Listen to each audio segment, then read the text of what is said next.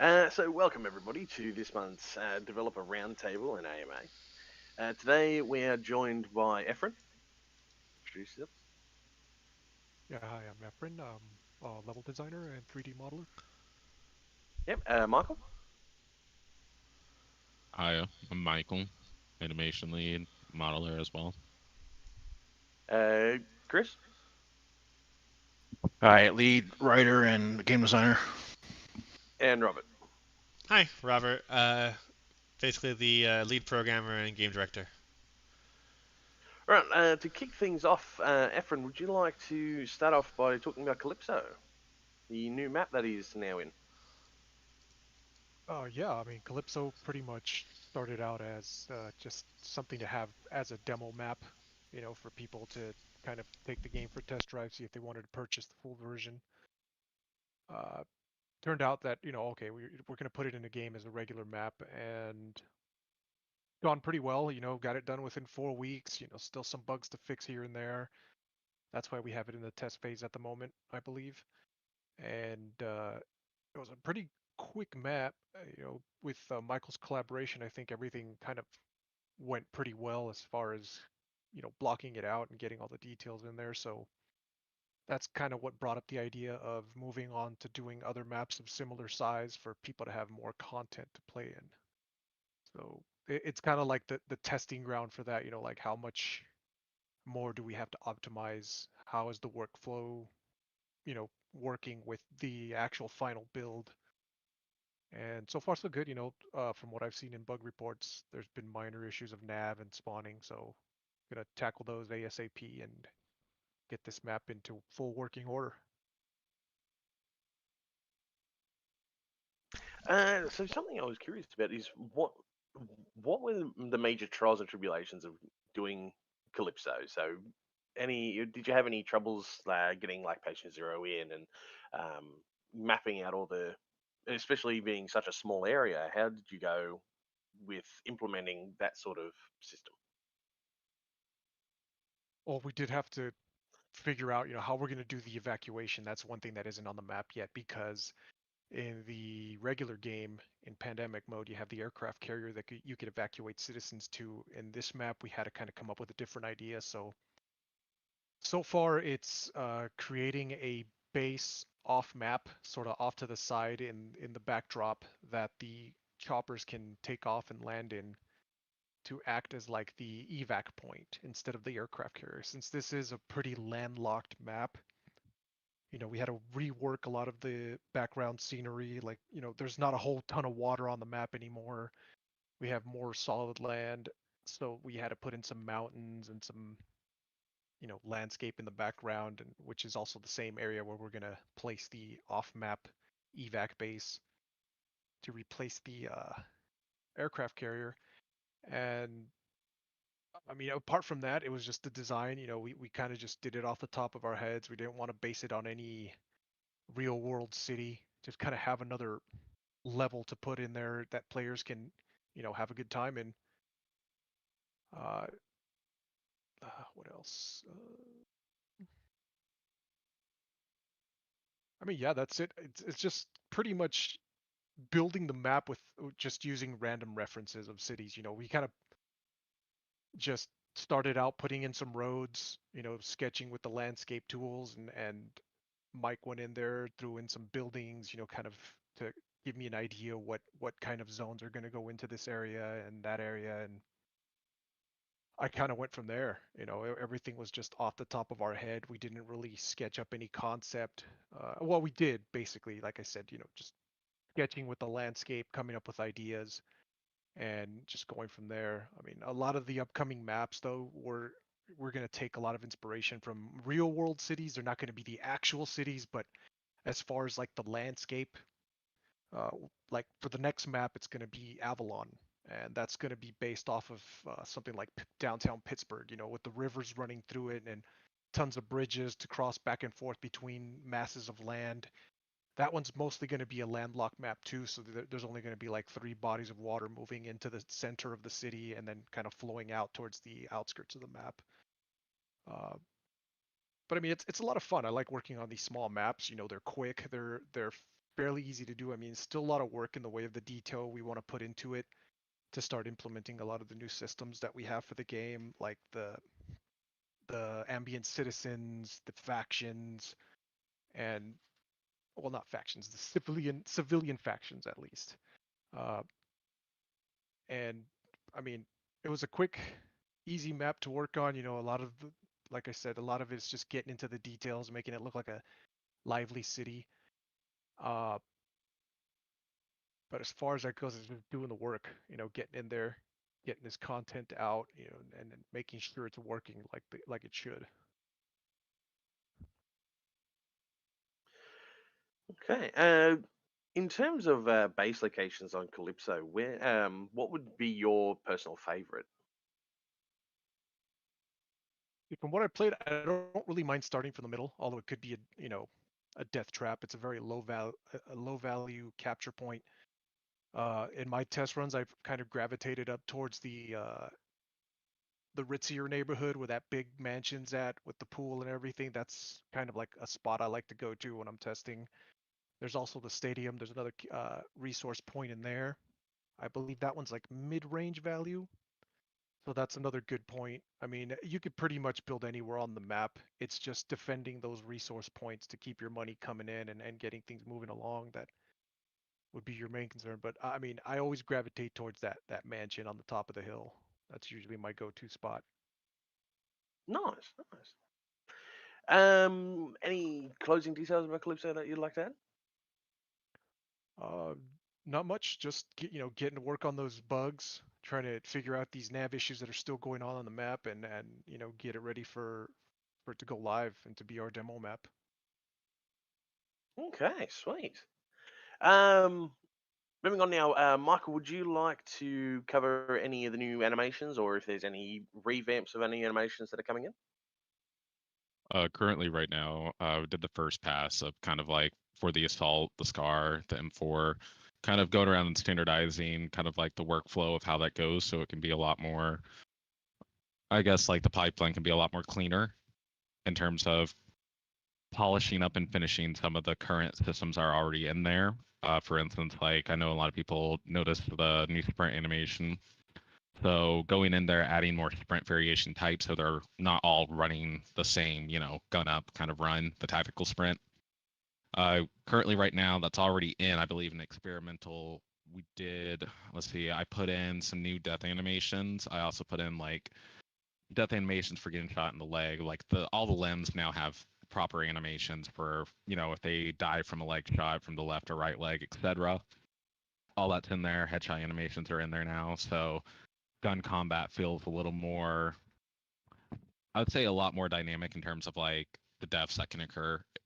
But going forward, once I kind of finish going through pushing the new standardizing the movement for the units, I'm going to go in and start doing the hit reactions. We did go ahead and do the fire animations. That was sorted out. So the fire animations are coming back. Going forward, I would say the biggest thing is revamping the infected animations, adding more, I would say like idles, more walk patterns, so they're not all kind of doing some weird upper body jitter. It's a lot more dynamic. Start adding more variations of that. I believe eventually going to touch on the operator, going ahead and polishing that out. The operator needs a lot of work. Kind of polishing that, figuring out how we want the hand positions to feel, because the operator's supposed to have access to all the current CERC weaponry. So the operator can, be your specialized unit for whatever you need it to be for. And so getting that pipeline kind of situated kind of starts from the RTS and then gets pushed upon the operator side of things. So I'd say after, I'd like to say probably around 1.3, you'll start seeing the operator polish, because by then I'll have the RTS side of things taken care of and then moving over to the operator side. Okay. One thing I would like to ask you is what is the most difficult aspect of doing animations? Like, what's the hardest part of really going in and getting all these animations nice and smooth and look the way they do? The hardest part is the clipping. I'm like 120% of my like struggles are with clipping. As you can see, like how, for instance, I guess a good example would be for the helicopters or like garrisons. Any type of vehicle type of animation kind of has an override, and that requires a special type of blueprint act, or not blueprint actor. It's a blend space, and that's kind of the hardest part because I have to kind of rework that whole pipeline in the. I'm trying to not confuse you guys, but like the animation blueprint where all the animations are stored. There's a garrison override for vehicles that I need to rip apart and rework so I can fix the hand positions. Honestly, yeah, the biggest thing is hand positions. That is really the hardest thing in tweaking mocaps. It's not exactly the most friendliest thing. It's kind of trial and error, but the pipeline, it's getting a lot cleaner to do, as like obviously switching the rig and having everything centralized on one skeleton has made things so much easier, but still like different proportions in terms of hand sizes, arm lengths does equate to oddities in the left hand position relative to where it needs to hold onto the weapon. Okay. Besides the pipeline, oh, I did forget the civilian rioting. That was one thing I did forget before switching over to operator, getting all the rioting stuff situated. Because right now it's in there in a sense of like the chanting, the booing, and whatnot, pointing. The firing and the air animation, I did forget that one as well. That's something that's going to be also added. But yeah. Keeping on subject about civilians, the civilian groups, are they going to have any unique animations like, you know, firing in the air like the CERC do, or you know, throwing things or anything like that? In terms of like anything unique, I guess it would kind of go towards like, I wouldn't say they would have anything that's like that different. The most would be, for instance, like the lieutenants that would have more special animations. A lot of the actual like ground units that are kind of like cannon fodder, quote unquote, would kind of share the same animation tree as the CERC with weapons, etc. Like the firing in the air animation would probably be the same for all the units, unless it was, you know what I mean? Like it was like a one-off. And the lieutenants would count as the one-offs in terms of like they would have kind of unique animations for their firing. For instance, their movement might be different than normal unit movement as their special units. So they would kind of have their own tree per se of how they go about things. Those would be really the only one-off units that would have like special animations, different from everyone else. Okay. Um, in terms of like I said, continuing on with civilians, is when it comes to rioting, what's the main aspect of what they're going to be able to do? Like when it comes to like having their signs and rioting and whatnot. So it's it going to have like signs, throwing things when they want to get rowdy, or is it just going to be, you know, getting in a group and holding up signs and shouting obscenities and whatnot? My understanding to the most, it's going to be picket signs. In terms of throwables, I believe it was just going to be Molotovs, correct, Robert? Just Yeah, it'll just be Molotovs, but that was only gonna be when you just left them kind of outside of your base for long periods of time, and you just were just like, I don't care, and then eventually they just get to the point where they're like, screw it, let's cause some damage on CERC. But so it Yeah, takes where a they would while. start using weaponry. But like, Yeah, to the most part, I think we did talk about having like a bat, perhaps. melee weapons Like, were still on the wish list. But you and I still had to kind of yeah, get together and figure out what we wanted to do there. The most part, it was just gonna be kind of like Prototype 2. They would dynamically get in a cluster near the closest point to your base, and they'd kind of group up in clubs of like 10 to 20, and they would just yell and scream and picket and be in your way ultimately. And then yeah, the idea would be is that we were going to play with the idea of having concealed weapons, where sometimes if you essentially, this is one of the things we're going to be testing on experimental in the next week or two, is that this is one of the last things we have to do for like wrapping at 1.2, is the whole idea of like if you just ignore them for when these groups that form, eventually they'll form an insurrection, and then they'll forcibly spawn a dynamic civilian group from different archetypes, and essentially that group will hate you and start attacking you, and use the civilians sometimes as cover to get closer to your bases. That's one of the things they're going to be testing. Anyway, back to Michael. Oh yeah, and on that note, me and Robert were talking about adding more civilian models as well to kind of help, I guess, like make it not the same, 3 male characters, 3 female characters that you see running around the map all the time. Those would be probably a little later in terms of like on my pipeline and things. It'd probably be after I finish the animation stuff for the RTS aspect and also the operator. I'd go back and start adding more archetypes for the civilians, like the normal civilians, and that would potentially lead to like extra like meshes for the raider group and I'm having a brain fart. The raider and the militant group. Militant. There we go. And the militant group. But that would be kind of like after I finish the stuff on my list for 1.2. Okay. Chris, would you like to add anything or discuss anything with anyone? Nope. Nope. Okay. Short and sweet. I did Robert. forget to mention one thing though. Yep, go on. Definitely going to be working on getting more building diversity in there, because at one point, the buildings in our levels will start to look a little repetitive as we do reuse some assets. So I'm definitely going to be working on getting more diverse selection of 3D models for buildings up in the game so we can, switch up the visuals a little bit. But yeah, that's it. Okay. So moving on to Robert. So we, as I've seen on the announcements, as we've all seen, you did a poll for DLCs. Obviously, this would be a big talking point for everyone in the community. Would you like to go into much finer details into why and how? So one thing I would say is let me do a real quick recap on the programming, and then we can get into that right before we open the floor up. Does that work? Okay. Yep, that works fine by me. Okay, so what I want to do first is I want to just kind of hit upon all the stuff that basically we have changed, so that way people can kind of have an idea of some other questions to ask. So that way it doesn't completely end up being about DLC. So we recently have been pushing the socks. That went in. And essentially, that was in a response to basically a lot of criticism about how micromanaging the game was. We tested that on experimental. People loved it. We pushed it out to public, and it really resonated. So that's kind of like the new direction that we decided to just kind of like go towards.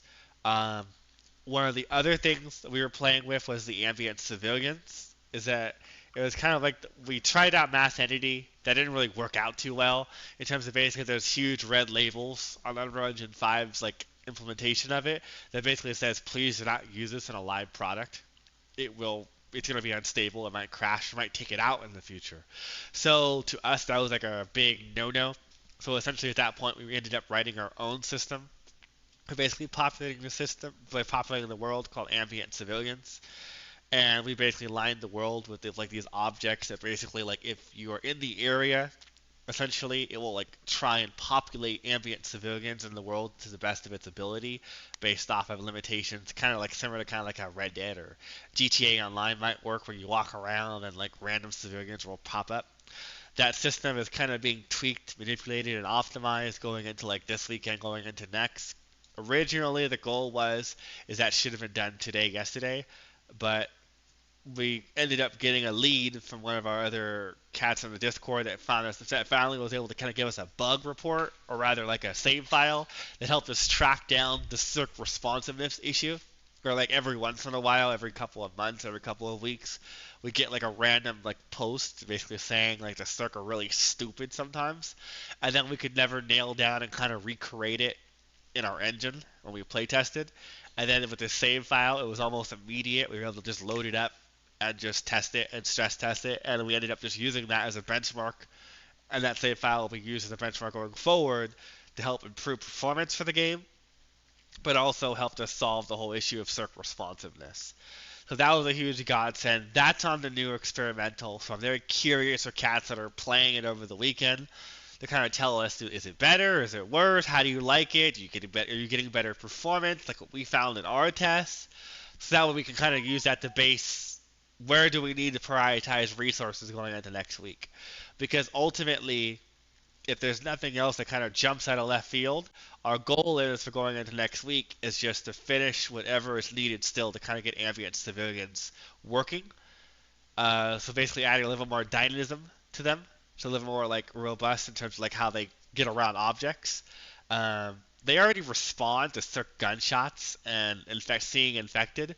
We'll do some more testing to see if there's any other hedge cases where they kind of malfunction or screw up. Like Michael said, after we put him in there, we were just like, shit, it's just the same guy all the time. Now it looks really bad. So that's one of the things that we're looking into in terms of basically like adding more civilian diversity to the world.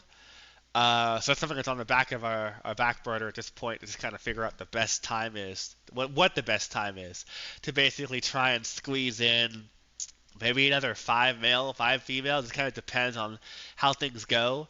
And how soon we can kind of try and sneak that in there. Let's see, what else did we do recently? We put in the camo test, kind of because we didn't realize people wanted camos, and then like we put up that test for like see if people would be willing to basically support us via DLCs, and because there were so many votes for camos, we were like, wait, we could do a couple of free ones really quickly, so let's just put it in there and see if people like them. So we put in those 3 camos over the weekend on Friday just to kind of see if people would like them. It seems like people did, based off of like a lot of people were like taking new pictures over it all over the internet. So that was cool. That was good to see. Let's see, what else did we do? Besides that, it's just been a lot of bug fixes and then trying to kind of plan for going into 1.3. And kind of, I did like a sit down with some of the members of our community last week. I think it was on like Saturday, and we basically just kind of talked about the civilians and the ambient civilians and the dynamic civilian groups, what else they felt needed to be added to the game. So I'm trying to kind of work that out in terms of figuring out like some of this stuff we'll do, some of this stuff will be pushed off into 1.3 or 1.4 potentially, kind of like drip fed in. Because they're so big and expansive, we gotta like to spread them out.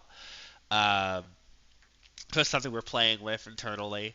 I'll post a list on the actual, like I'm working on updating like the actual civilian card, so you guys can actually track and see where we are and finishing up the civilians in the next couple of days on the roadmap. Because right now the civilian card's kind of vague; it doesn't actually tell you what's left.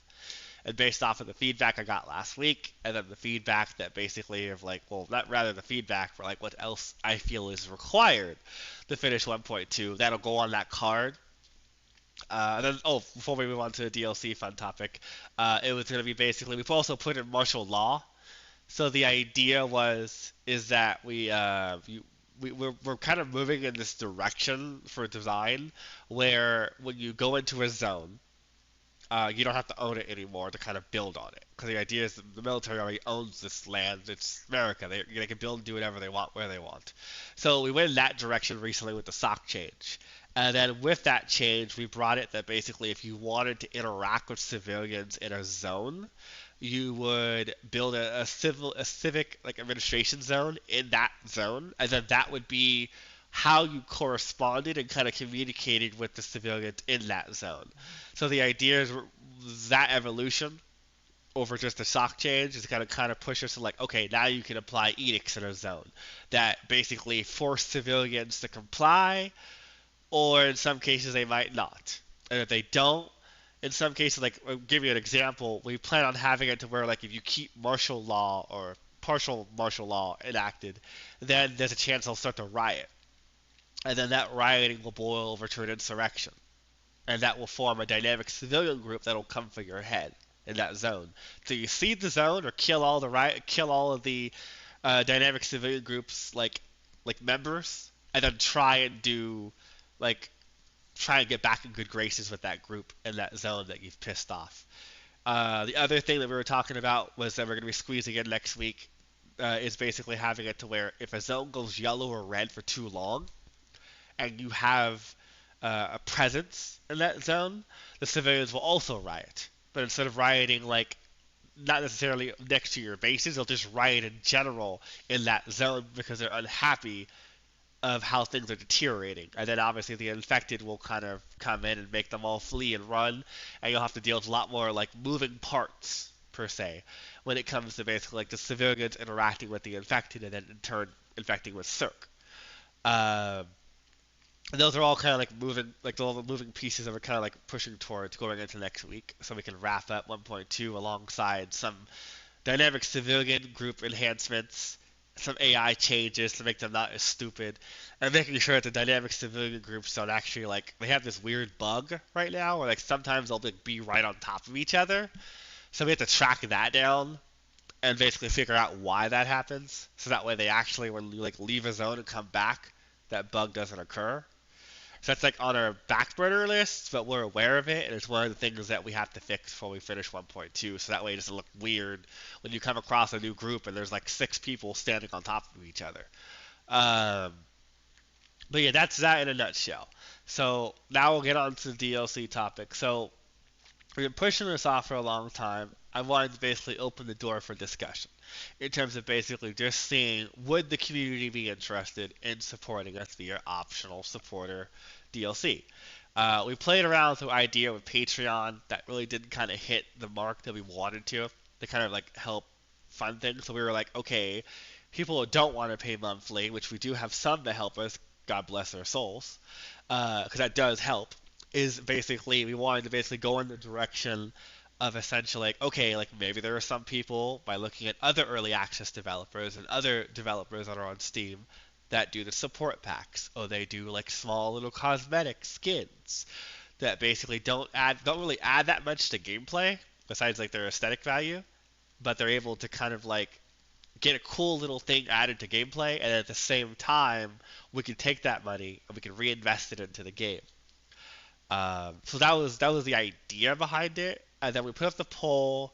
I'm pretty sure there was like 10% to 20% that said no, and then roughly it was like the 80% or so that said yes, but then they were kind of like breaking up what kind of things would they want from us.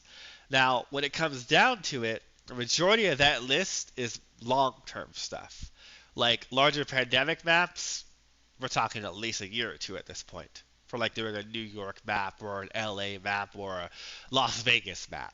When we're talking about operator skins, that's a minimum of 6 months, more like a year, because we have to get the operator to the point where he's not, I'm going to be honest, kind of crappy in terms of basically the third-person camera, the controls, the UI, take some reference from Resident Evil 4 and The Division, and modernize them a little bit, and then we'll consider that. But then we also have to at least put in 3 to 6 free operators, and then at that point, that's something we might look into, because there was an overwhelming response from people that would be interested that once we got the core solidified, they'd be interested in basically paying for some skins for them to change, like kind of like Rainbow Six Vegas does, as an example, Siege. Then some of the other stuff that they brought up was basically smaller pandemic maps. We're playing around with that internally. We're going to prototype some ideas and kind of figure out how to like find a balance between those. Then there was the skins or camos for vehicles. That is the one that we're doing almost immediately to kind of see how it's received, see if people like them, and just kind of go from there. So we released those 3 initial skins for free on Friday, Saturday morning. And then we're going to do 3 packs, which is going to be NATO, Modern, and Classic Wars, basically America. And the idea is that like each pack will have like 3 skins in them, and they'll apply to all the vehicles. So you can kind of mix and match, and they'll kind of be sold in the veins of like a support pack.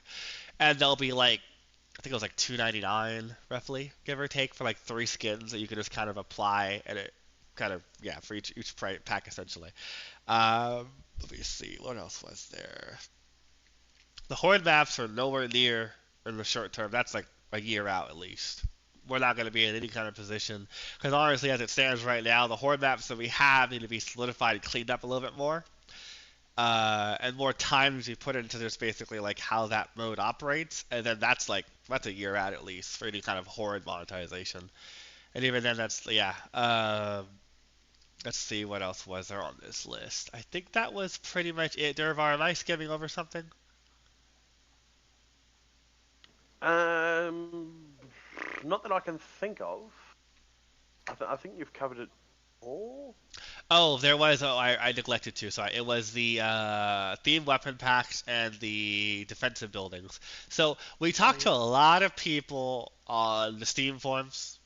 I added some people. We talked to some people on Discord DMs. There was a discussion boards of people on Discord itself that were talking, and we were just like, okay, like it seemed like a lot of people didn't want us to go in the direction of like doing the shipping containers as like a paid thing. So at this point, that's kind of dead. The shipping container is just going to be kind of like a thing that we just kind of push in there for free as like a base, like the open and closable shipping containers of like the shipping container you can build. The compromise that we kind of think is a good middle ground is having skins for the walls, having skins for the Hescos, where basically you can change out the Hesco to like a concrete slab maybe, and if it has the same base stats. So we'd have like a larger Hesco and a shorter Hesco. Uh, those are things that we're kind of just like throwing around on the backboard to kind of see how people might like. That seemed like a good compromise based off of just what we saw online. And then I'm sure what we might hear today as well, since you guys will be, this is the first time you guys will be able to talk to us on voice since that poll. And then when it came to the weapons, we were playing around with the idea of having like a fun little like World War II pack, where it'd be like 7 weapons, like a Car 98, the M1 Garand, an M1911, a Thompson, and basically just like an optional weapon support pack where it's like they're not amazing in terms of their output, but it's just for like role players, and then it also gives another way for people to kind of come back and support and play a game another way. So that was something we were looking into. That if that was successful, we might look into adding like maybe a Cold War pack, or like a more additional World War II weapons and like another pack. The biggest thing to kind of come back to before we kind of open this up for like discussions is that all of these packs are going to really have to, what's the word? They're going to have to be able to justify their price point. So like going above like $6, $7, $8, even closer to 10 is going to be very rare unless there's just so much content in the pack that it justifies it on its own in terms of its existence. Of like, if we add like 10 weapons, then that's a very good chance of that being closer to the $10 price point. But if it's just like what we're talking about for the skins, that's going to be like $2.99 roughly, give or take, like roughly around that area.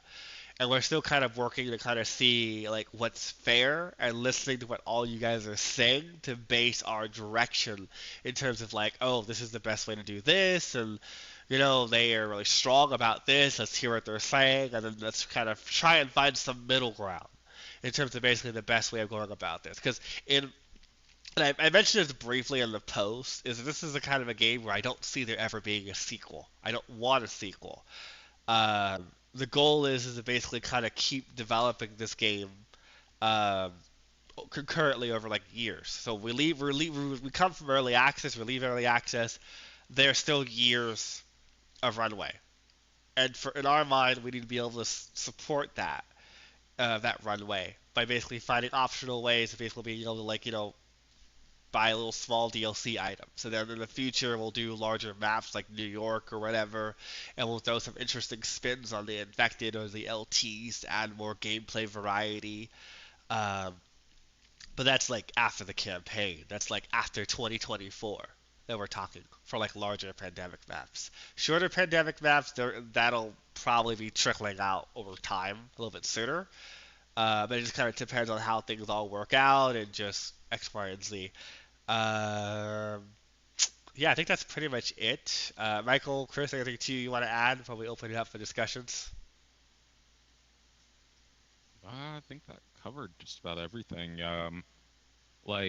Just to clarify, the weapon packs and stuff like that. Those are just some examples of some of the what we've been discussing overall to figure out what would be the best course of action, and ultimately we don't. These aren't going to be like Robert said, like revolutionary of like in terms of like pay to win, very like fine line when it comes to like how these weapons actually affect gameplay, you know, to keep it as close to like where it's really cosmetic. If For that fun. makes sense. Yeah, like we're talking Yeah, a it's more, musket. you know, for fun. Yeah. Yeah. So that's the idea, and that way it's like an optional way of just people that just they want to, they can. And then obviously if, we would constantly look at the pricing and make sure that we're not getting to a point where there's a crazy amount of DLC. So at that point we have to lower the base prices. These things would be marketed to where basically like every month it'd be on sale.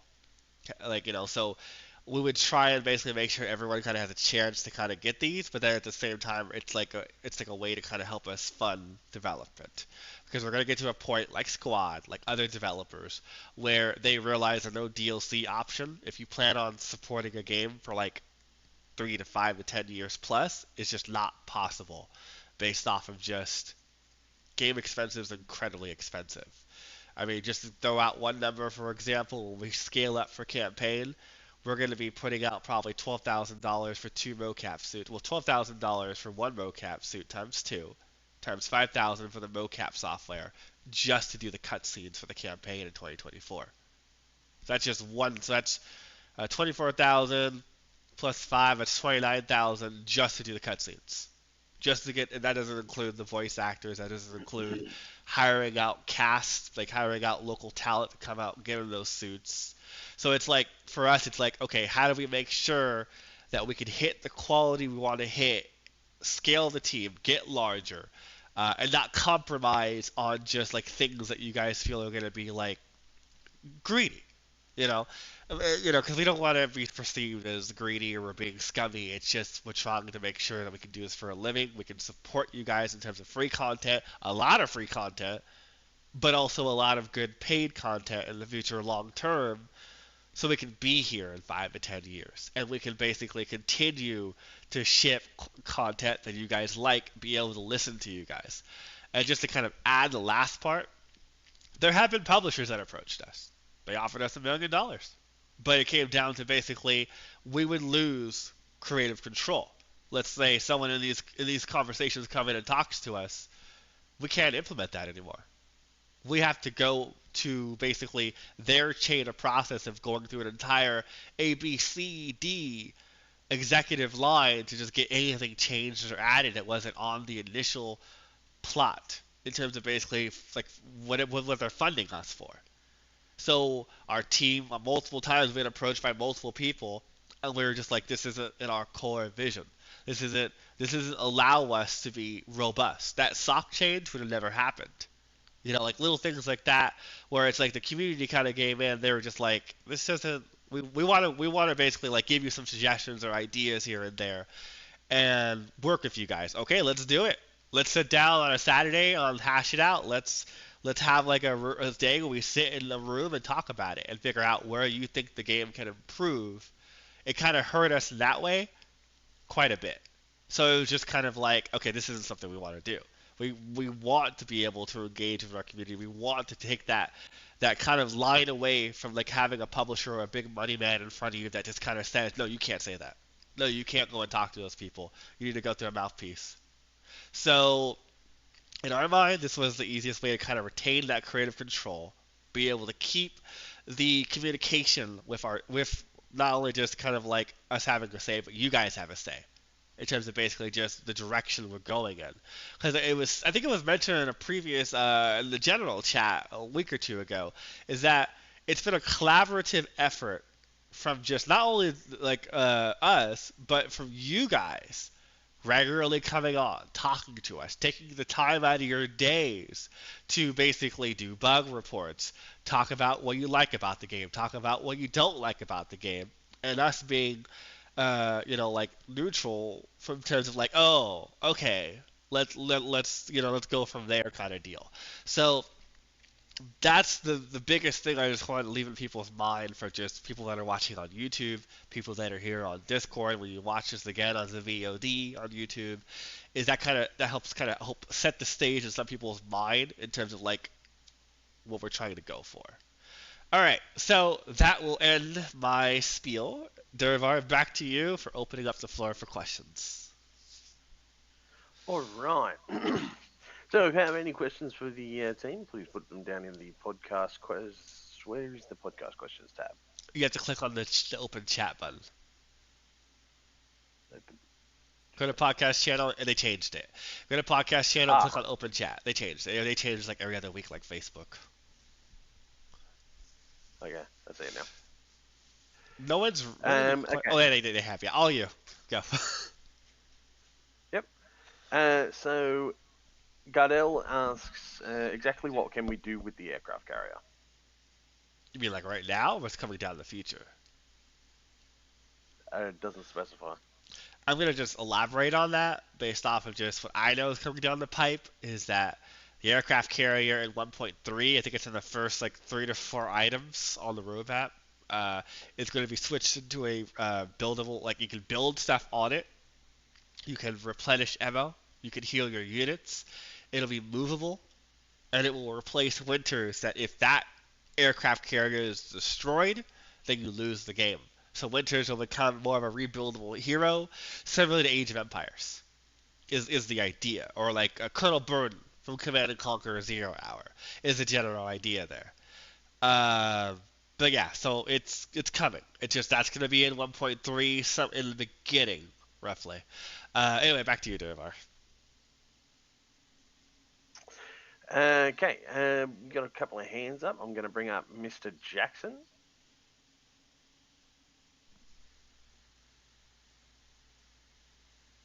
Hello. Okay. Yep. Hello, how's it going?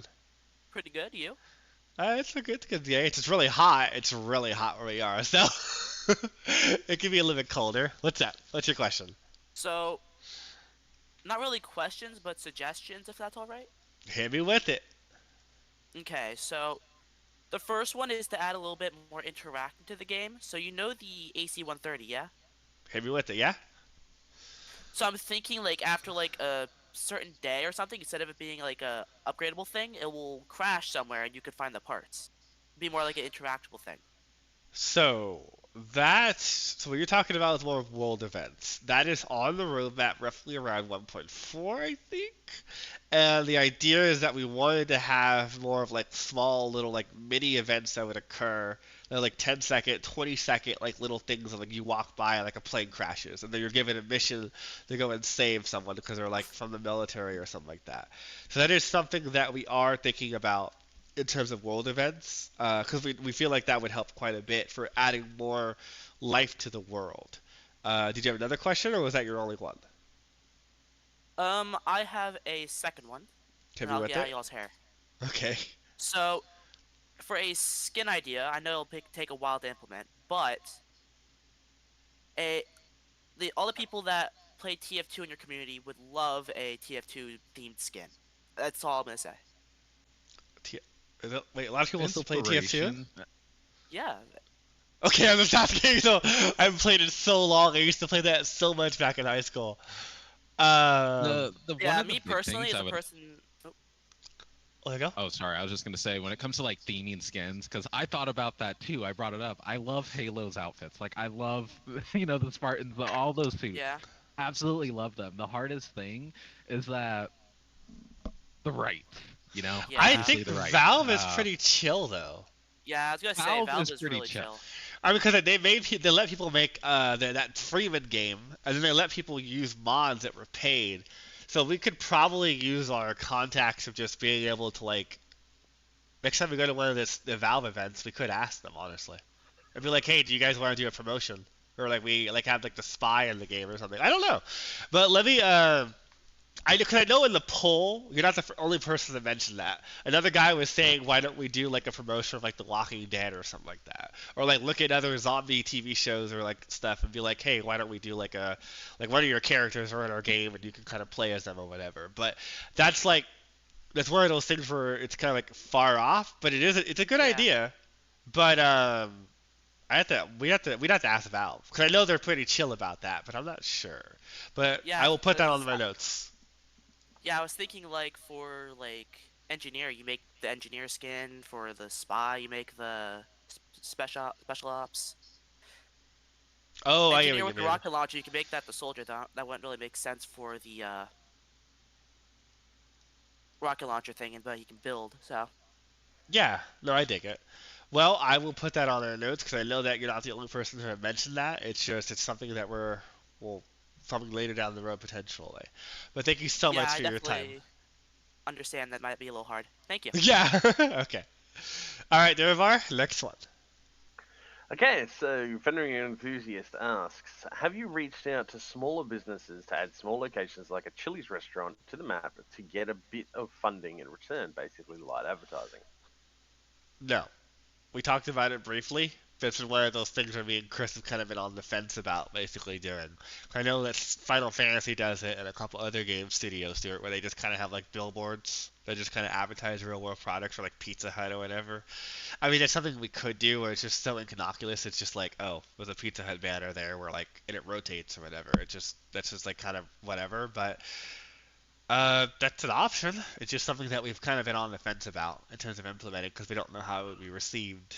Um, but I mean, it's not a bad idea. I know Intel does that where like their little promotions where they'll give out hardware for people sometimes, like to test their games with.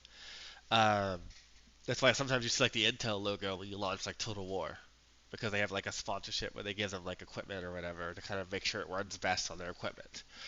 Yeah. I don't know. That's a good idea. I'll save that for in the future, and then something that me and Chris need to kind of discuss about more in terms of like seeing if that's something we should potentially like explore. Next question. Okay. Not an Arc asks two questions so far. Is there a time? Oh, hang on. I think Justin just answered this. Michael. Yeah, whatever. I just saw your first name, so I just won't bugger it. Yeah, I think Michael just answered that. Coming to the game is for free. There was a second part to it, the aircraft/vehicle. Oh yeah. I didn't answer that one. Vehicle.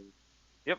So aircraft/vehicle patrol paths where they automatically rearm repair as needed was mentioned at one point. Is that still being worked on?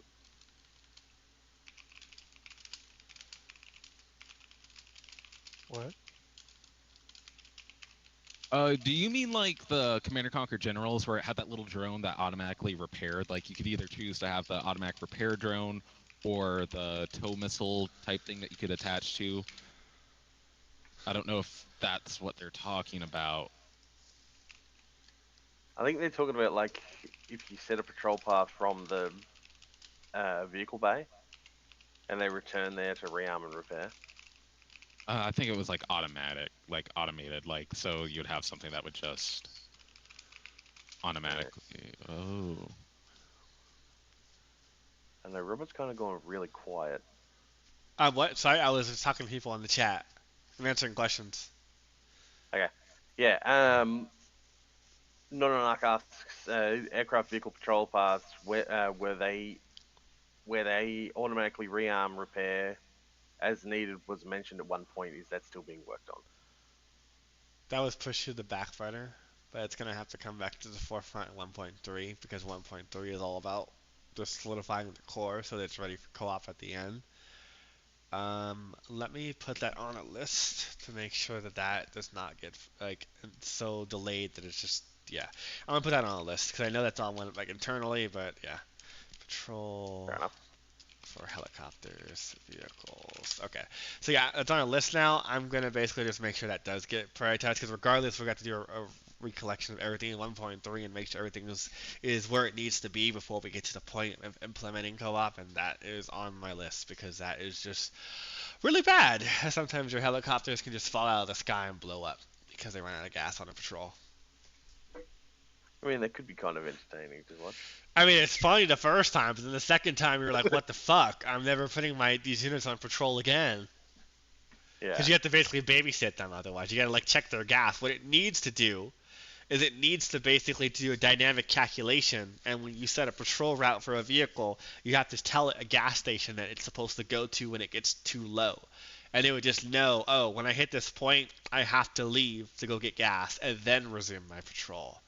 That way, it would kind of solve the issue, and it's all automated, so you don't have to babysit it. Anyhow, back to you, Dermar. Yep. Hassan asks one quick question: are you planning something like building mass graves or burning infected How did I know Yeah, that was but coming? You mentioned this. right. You mentioned this the other day. Well, you're the one. Yeah, Yeah, you. He was. Yeah. They were the one that mentioned that earlier. Yeah, Right. Derivar was in a room with me, and we were just like looking at the general chat, and we're like, "Wow, that's fucking dark." I was like, oh my god. Like I was in there playing a game, and he's just like, "Did you see general chat yet?" And I'm like, "Oh, yeah, we don't have any plans on that. To be serious, no, no mass graves, no mods. When mods come, so you can request that. But we don't have any official plans to do mass graves that are buildable. When people die, their bodies get when they die, their bodies phase into nothingness for performance reasons. But if you want that for in the future, you'd have to ask a modder. Next question. That one's a spicy one. That one. Anyway, veterinary enthusiast said he's in it for a while. Okay. Bringing him in.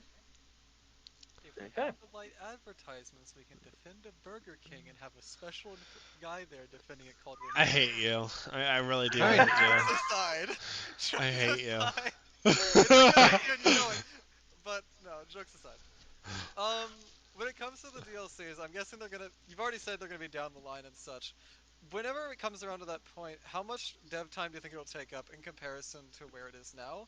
Because as I know, we still don't have all of the skins even for our basic units in the case of engineer, and I think radio operator and medic, I think, are the other two. Yeah, when Michael. it comes to like the skins for the CERC, we kind of weren't even really considering those because as of right now, a lot of those are placeholders until we actually do have the money to have those properly concepted and then modeled and finalized. So those.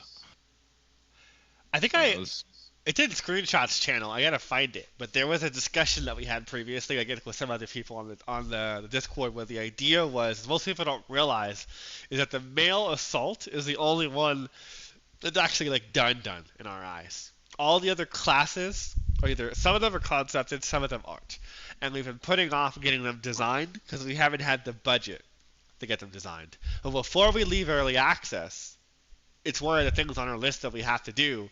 And then at that point, we'll go back and we'll look at chemos, free and paid, for the CERC, so you can just go crazy. Now, the other thing to also consider, I just want to put this out there now, is regardless of DLCs, regardless of monetization, modding is always going to be a thing. And it's going to be like Solaris or any other game, where like these will also be options for people who just want to go in and just make them themselves. So just also, take that into consideration of like, there's always going to be the community that just wants to go in and just make some of these skins or new stuff themselves, and there's by no means are going to be going to war with modders. It's just stupid. When it comes down to it, it's going to be just like, we get to that point, modders will be able to have their run-of-the-mill in terms of whatever they want to change, override, manipulate to do their own thing for what's already in the game. So they can make total conversion mods or whatever they want to do. So just forgot to mention that earlier. And then, CERC is just kind of like, they're off the table when it comes to just any kind of skins at this point for like the ground units, like the assault, the heavy, the winters, all that stuff, until they're all finalized, they're all done. Then we'll handle that. And that's at least a year out at this point to kind of get all the CERC units where they need to be aesthetically. Back to you, Derwar. Oh, sorry, Fenrir. You have another question? I was gonna say. I do have one other thing. Hit me with it. Actually, dealing with you. This is a perfect segue into it, honestly. When it comes to modding, how will it function with co-op? Because there's a few different games that handle modding with co-op very differently. Sometimes you need to have everyone have the exact mod order. Others it's just you need to have the mods. Other times, whenever you join a game, it'll just download the mods the host is using. Is there any plans of how to handle that when it comes to co-op, since that's around the corner as well? Have you played Especially since Insurgency? it's all the music mods. I have not played Insurgency. I really need to. I've heard it's really good. We're basing it kind of how Insurgency does it for Sandstorm, I believe it is, the second one. Where the idea is that there'd be like a list of mods on a server, and we're partnering with mod.io to basically make it to where those mods will just download live into a certain folder, and then the asset registry will just re-register. And the idea is we're trying to make it to where you don't have to relaunch the game, But when we get to that point, there might be some technical reasons to why we have to force relaunch in some cases. But the goal is to keep it as close as possible from a design standpoint to Insurgency Sandstorm and how they approached modding. When you go to your server browser, there'll be a check mark for mods, there'll be a check mark for official servers or whatever. And the idea is that you're able to just navigate what you want to play, how you want to play the game. And it'll be really interesting because you figure the first pass of co-op obviously won't have modding because the modding won't be released yet. And then as we get closer and closer to the campaign, right before we do the campaign, our goal is to release modding because between the modding and the campaign, we're going to be radio silent for a while. We're going to have a lot of work to do. A lot of it's we're not going to talk about because it's going to be spoilers like crazy. So the idea is we want to get the game to the point where once modding is out, we can go quiet for 3 to 6 months, focus on the campaign, make the choices we need to make to kind of get it to where it needs to be, and then by then you guys will have a whole entire modding ecosystem. So when we do the modding, like right before the campaign, that's when we make it all work with the co-op and everything else. But that's the basic gist of it. That's the plan. Does that answer your question? Partially, one thing I want to figure out when it comes to modding is primarily with probably the most integral modding the game has currently, which is the music. You can put in a folder and then just launch the game and have it. Will co-op lobbies need to have a actual Steam Workshop mod to pull from, you think? Or will just individual, hey, I have this in my files, it'll share amongst all of us, be how it goes? We're going to be using mod.io. If where Steam Workshop will most likely it won't be pushed as the primary platform. It'll be pushed as like a secondary, or we might just like remove that support altogether. Because the idea is we don't want to punish people that bought the game on Xbox, that bought the game on Microsoft Store, that bought it on GOG, that bought it on any other platform. And historically, I'm going to quote another game, Total War series. They just disable modding when you're on those ecosystems. So the idea is I don't want to punish anyone that had the unfortunate that didn't buy it on Steam.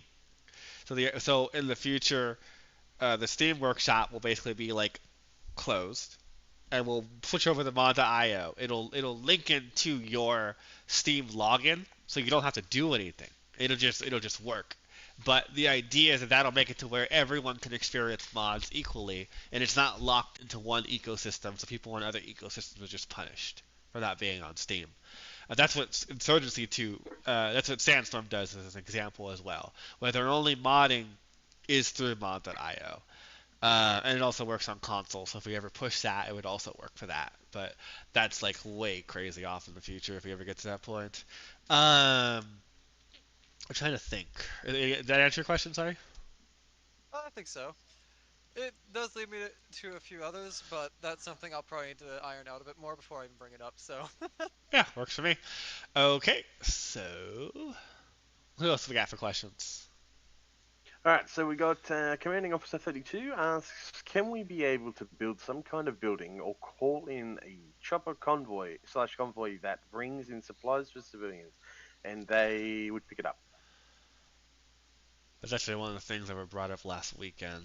So basically, the compromise that I kind of just worked out with some people in the community that I was talking to last week was going in the direction of having it to where you can just set up scheduled, reoccurring supply drops, and then having it to where they utilize those supply drops a little more efficiently, so they can actually like make more meaningful choices in terms of like I'm gonna defend this location, I'm gonna attack this location, based off of like a basic like order set that you give them.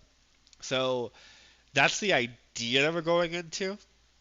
But yeah, it's like beyond that, we don't really have any other plans beyond that, because we figure, I mean, if you're dropping supplies to them, one helicopter will come by and drop it the same way the AC-130 drops it. But we weren't going to do a vehicle because the vehicle is very error-prone to like getting stuck, malfunctioning, any number of things. So we're just going to have a helicopter come, you schedule a reoccurring drop, they drop their supplies for them, and then they use them.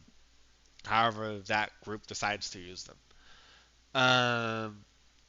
I think we have Tom raising his hand for like an Eon Derva. Noticed. Yeah, let's get Tom I'll in bring here. him in.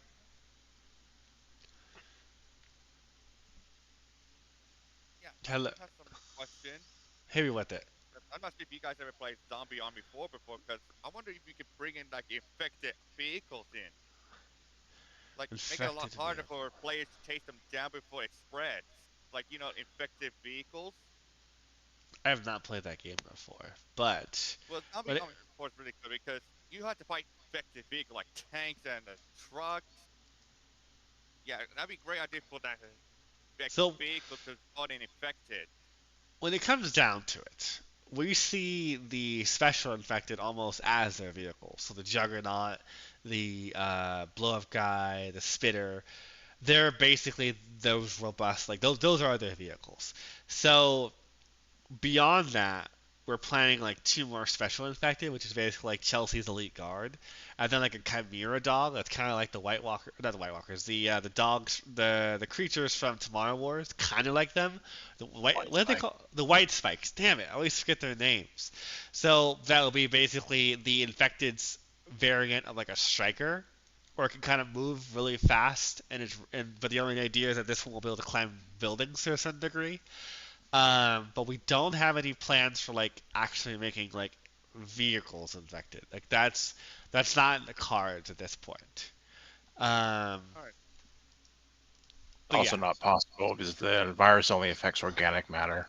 yeah. So Chris is the writer. So the idea is that you figure it has to target biological, like human flesh beings for it to operate, for it to kind of like thrive. That's But we were talking about like an affected humpback whale that like its back will split open and infected will come out of it, kind of be like his own like aircraft carrier. Yeah, so we were playing. So one thing that we were talking about, because we gave the option where people could disable the birds and leviathans and custom game options, we realized that we were going to have to potentially make like a transport unit that was potentially going to be like an infected humpback whale, like what Chris suggested. And the idea is that they would board these infected whales and they would But use it how to are the basically infected gonna get the whales? Where are they gonna get them from? because they target biological, like anything. So the idea is like dogs can be infected, cats can be infected, birds can be infected. That's And why humpbacks they're in San Francisco. there's a whole like tourism thing off humpback whales in that area, and the idea is, I believe in our example, like it'll just spread through the water. Basically, just kind of like the Leviathan, for example, and the Leviathan goes under the water. So that's the natural evolution we're going into, where there'll be more like animalistic infected outside of the base caliber standard infected and the blow up guys and the spitters, which are like Guess special they're gonna need more mutations. ships to take that down. They're gonna need a lot of battleships. Well, with a compromise in that way is making the aircraft carrier upgradable.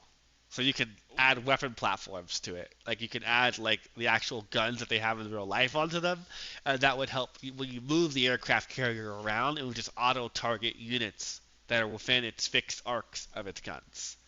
Um, but that's the general idea. So there you go. Okay, so next question because we're running out of time. And can we make the news talk about CERC's doings, like about evacuating civilians, killing martial law, expansion, etc.? Oh, see that's not a bad idea actually. Shit. Okay, I'm writing that down. Yeah, I'll write that down. I don't know. I can't give you an ETA when we're gonna do that, but that's a good idea. Next question. Not an arc asks, being able to build a gate as the starting part of a fence instead of the fence post. Wait, can you say that one more time? Sorry. Being able to build a gate as the starting part of a fence instead of a fence post. Oh, you want to build a gate directly like in Age of Empires, where instead of having to have a prerequisite of building a wall, and then hoping that it's the correct dimensions, you can just know off the get-go and then build around it. That's a good idea. I'm writing that down too. It won't be in 1.2, but that will be coming in 1.3. That's a very simple thing to do. being able to build gates directly instead of having to pre-place walls. Okay, what else we got? Any other questions, suggestions? Just having a look. I thought Fenrir raised his hand again. Oh yeah, Fenrir did raise his hand again. Do you just want me to bring him in? Yeah, we'll do one more with him, and then we're gonna try and like get more voices in. We don't want to favor too much of one. Roger dodgy. Make it good, Fenrir. If he's there. Oh, if he's not there, then fall back on a text question. Yeah, I was about to say, Shaggy. No, I'm What here. about? I just missed Oh it. yeah. Okay. All right. What's up? More just a status update. That thing I mentioned before with you, I think 2 days ago. Sure. I've changed it up so it's just making 4 different concepts now instead of a full one. I can Okay. just, whenever the 4 of them are done, I'll just throw them to you. You pick out which one you like the most, and then I'll just keep this going until you pick something you want to keep. That doesn't count as a question, but okay. I know, but I need to find a way to tell you, and it's taken me days sometimes to get a hold of you. And this is the best Sorry. chance I got. I have like a billion things in my DMs at any No, given you time. explained it. That's Okay. why I'm serious saying it here, because it's the easiest way to do it. Oh, those look really cool, Chris. Oh, sorry. Okay, so let's get some questions in here. Anyone that wants to talk on voice? Anyone else? Are we going entirely to text? Either one works. Whoever puts their hand up. But I've also got a question here from Shaggy. What about small story generation for civilian factions, where they would keep a log that you can check at their main tent that we could read? So you're talking about. Maybe try to understand what you're asking here. You're basically saying like a dynamic story that each civilian kind of writes about themselves. Am I understanding correctly, Shaggy? I'd assume so. Oh, they've just raised their hand. Might as well just bring them in, so that way he can explain it. It might just be a little more complicated than I've simplified. I meant something like in Fallout Shelter, when you send someone in the wasteland, and it keeps a track of what they are doing. So it would like just keep a track of like day one, that they had to establish like the tents and stuff, and maybe when you start evacuating the civilians, they would like write down what's their reaction on like what the CERC is doing and stuff like that. Oh, so it's basically exactly what you're saying. It's like a run log of like how that group is surviving, how well they're doing, how bad they're doing, what their perception of you is at any given time. Oh, exactly. I'll write that So down. I'm just a bit tired. Yeah, let me write that down. I'll talk to Chris. Will ultimately be the one that ends up doing that because he's the writer. But let me just write that down with a note.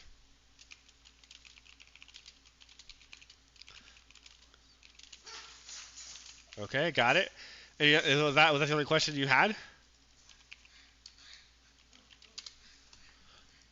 Oh, did he die? Gone. Oh, he's dead. Okay, the next person. Nonak asks a cheaty question, a cheaty setting to disable needing to rearm refuel as a new game setting. Not sure this got answered. A matchmaking mode co-op where you can choose to solely be an operator for other players, i.e. call for backup from Division 2. I'm so sorry. Can you say that? Where is that written? In the text chat, fall from the bottom.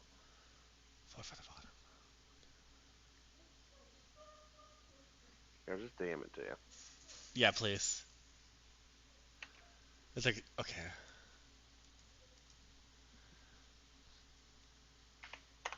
There you go.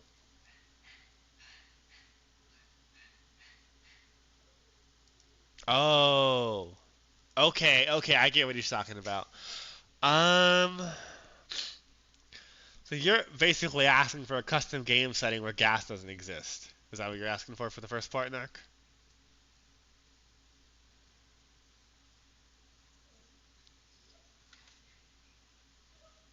Basically, yes, gas and ammo not existing. Okay, let me put that on my list.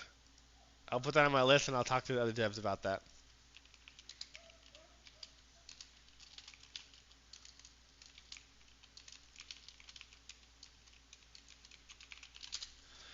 All right, and then the second question is, that's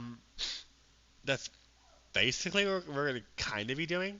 It's gonna be like when we get to that point, we're gonna have tests on it, but we're still trying to figure out like what is the best way of kind of like making it to where it's very easy to kind of engage people to play together. That's a really good idea because I've been playing Division quite a bit recently for reference on like the city for how we can apply like that kind of destruction to our world in terms of like dynamic storytelling. When it calls for call from backup, I mean, we were gonna play with the idea when we get closer to having co-op, where you could have quite a few operators playing with you, and then they'd be dedicated operators, and then you would have dedicated people on RTS that could switch back and forth. But we're gonna stress test and we're gonna see how far we can push those systems roughly around October when we get to that point. But I mean, that's a really good idea because then it'd be like you keep losing or you keep dying, you can press a key and it will try and find someone to join you. It just, we'd have to figure out how to program that because it'll be the first time we've kind of programmed the system that complicated before, and it's kind of figure out the matchmaking and all that fun stuff. But I think we're going to end up going the route of, we're kind of split between Steam servers and Epic Games servers. If we do Epic Games servers, it'll support cross-platform. So we have to kind of figure it out when we get to that point for co-op and weigh the pros and cons of each ecosystem. But, I hear you. That's a good suggestion.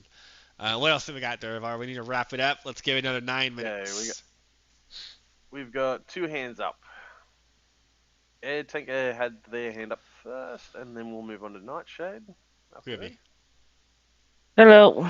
Hello. Yeah, no. Hello. This is just an idea that I'm pitching out, but it's similar to an idea that was pitched out earlier where there are some events that happen mid-game. But you're also talking about some like division destruction. So would it be possible to have the city slowly start to disintegrate around you while you're in the game? Yes, that's what we're doing. That's why I was talking about that. I think yesterday, where we're no longer going to be putting you're gonna in the next month, you're gonna see all the dead bodies disappear. You're gonna see all the car crashes disappear, and they're gonna be reintroduced with a system that looks at the chaos level in a zone. And it basically tries to populate those zones based off of how poor of a job you're doing or how great of a job you're doing.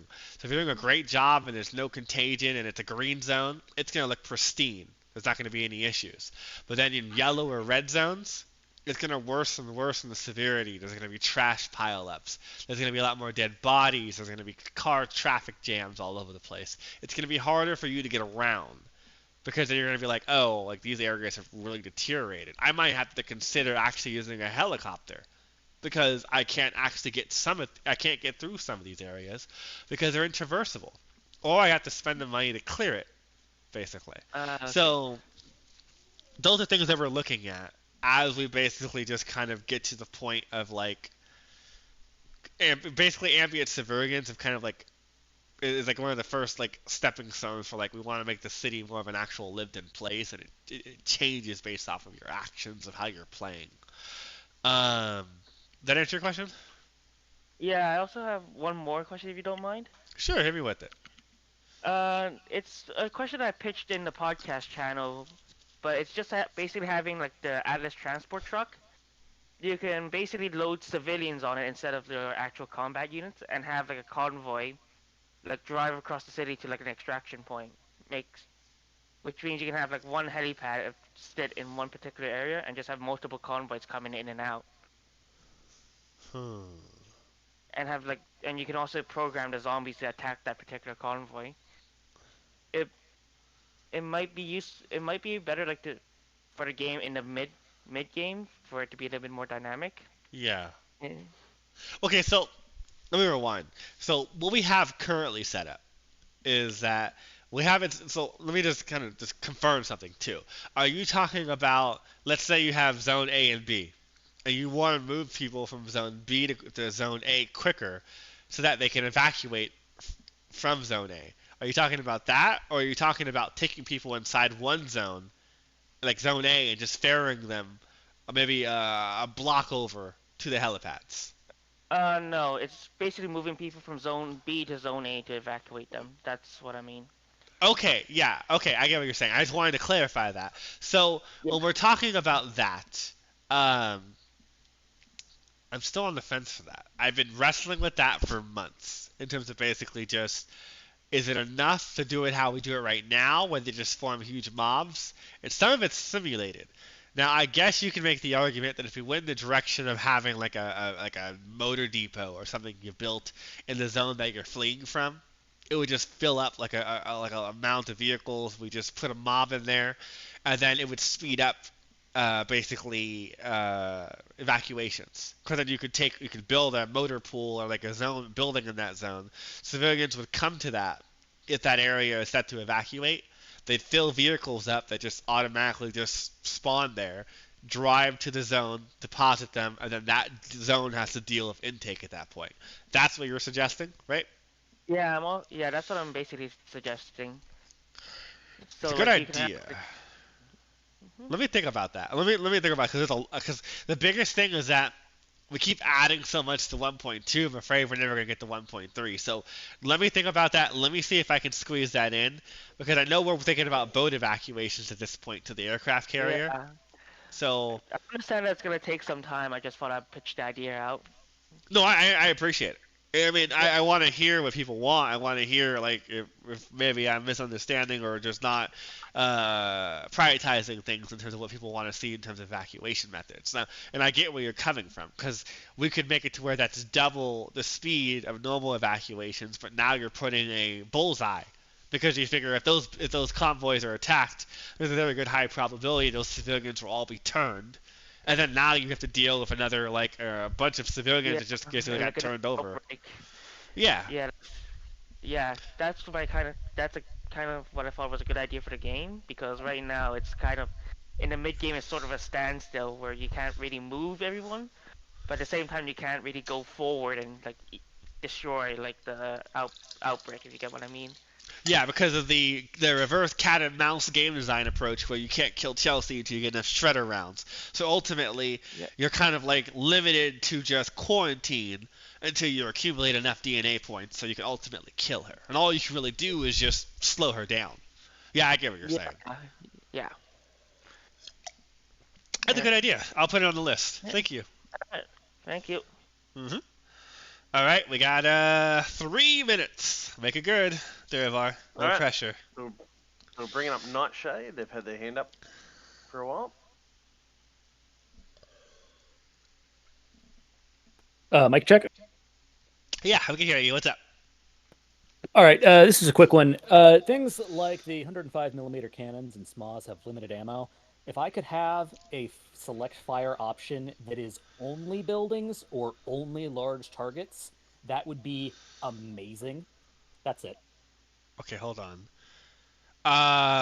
You're asking for select some fires that only tells the strikers to fire at buildings, right? Yeah, so like, let's say I have vision on a Leviathan, but there's also a bunch of small crap around it. If I send in a Sparrow loaded with engineers with SMAs, they're going to blow all of their rockets on the little 1-point, base infected and waste all of their ammo. Or I'll have, like if I have a striker that I have escorting a bunch of assaults in the early mid-game, so before I've unlocked javelins, they'll waste their ammo on individual small enemies that are just outside the range of the infantry, and then when a juggernaut shows up, they won't have any rounds left.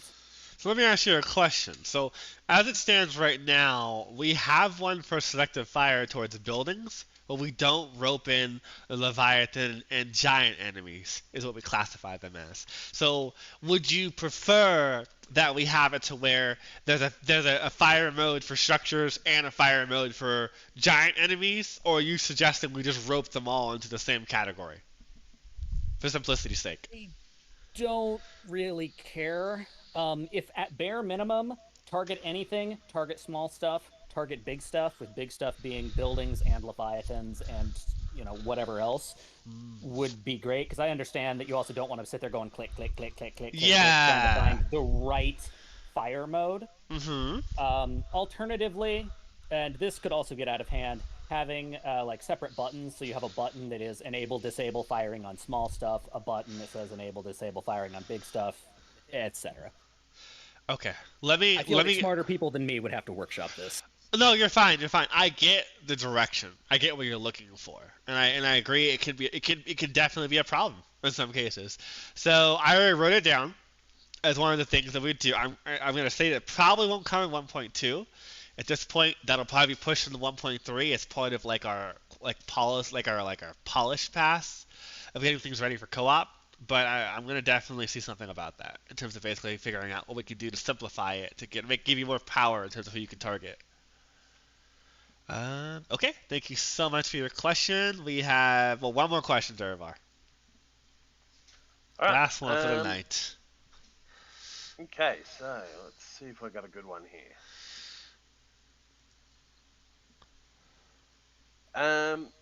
I've got one here. Could we be able to use boat evac to also transport people to move them from a zone, cut off from the rest of the island? If you have an infected civilian in there, but ignore them and ship them off to Zone X, then depending on the amount of civilians in the boat, they will run out of the boat and start massacring the population unless the PD or CERC interferes. If you don't interfere with that zone, but you have a presence in or near that zone, then civilians will get mad and start mass rioting and possibly attack your bases in huge crowds unarmed. Okay, it's gonna take me a second.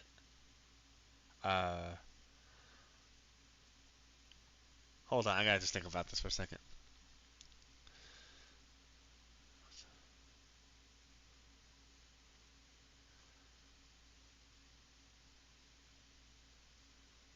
So, that's a hard one. I don't have an answer for that yet, because you figure we were going to end up making the boat evacuations, so what all they do is take them to the aircraft carrier. We weren't intending on making the boat evacuations to where they would take you to other islands, because the idea is that they were an end destination. They'd be like they're your aircraft, or sorry, they're your helipad. So I don't think that in our world we would probably hold the infection until they reach the carrier, and then once they're intaked at the carrier, then they would be allowed to cause trauma or some kind of drama, some kind of issue there, some kind of incident, and then if you do enough of that, it would cause your carrier to be scuttled. That's really what we're thinking about in terms of that. Well, we don't really have any systems in play where if they turn in mid transport to the carrier, because the carrier transport's probably about 10 to 20 seconds. It's not necessarily that big of a deal in terms of basically time in print, and you're still getting what you're roughly going for. Where if you start infecting if you evacuate infected civilians, there's a chance they can cause an entire ruckus on your aircraft carrier where you're staging, and that's your last bastion of hope. Because if it goes down, you lose now. So I would say we're kind of hitting some of the highs and lows of what you're looking for, but yeah, there's no plans for it to make it to that level. But yeah, so I think that would be it for questions. Anything else, Derivar, before we wrap it up? I've got nothing to add. No. Okay. All right. So Derivar, you're welcome to give the outro. All right. Well, I'd like to express a very big thank you to everyone for coming along and being here and saying your suggestions and passing on your questions. If you'd like to support the continued development of Cepheus Protocol, we do have a merch store and a Patreon up in the which tab is it again? Training Center. Training Center tab. So a big thank you to everyone, and everyone have a good day, and thank all the developers coming along and being here. Thank you guys for coming. We're going to try and move these events to a time that's a little bit more neutral for UK people. So keep in mind the next one, we'll be playing around a little bit more to kind of find something earlier in the day. So bear with us. And thank you guys for coming again.